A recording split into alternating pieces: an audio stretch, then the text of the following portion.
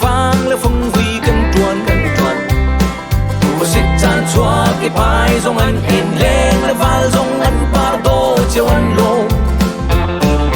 qua chan lô mình dài là phun kinh cần lối là chú mi phun trôi tua si cần lôm lại thong bôi la sa in cần làm chỉ lại country là sa in lung lo mình cần làm chỉ lại khát lung roll ngạc lung chinh chiang he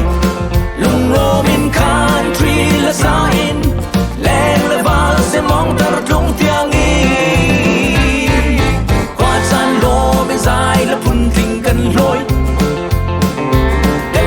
ra chú mi phun trôi tua si anh lôm lại thong bôi la sa in cần làm chỉ lại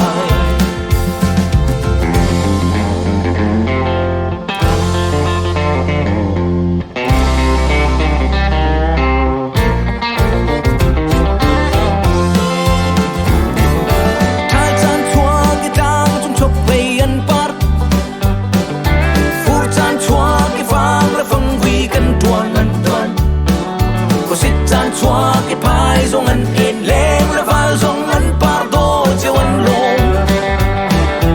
qua chan lô mình dài là phun trình cần lối ra cho mi phun trôi tua si cần lôm lại thong bôi la sa in cần làm chỉ lại country là sa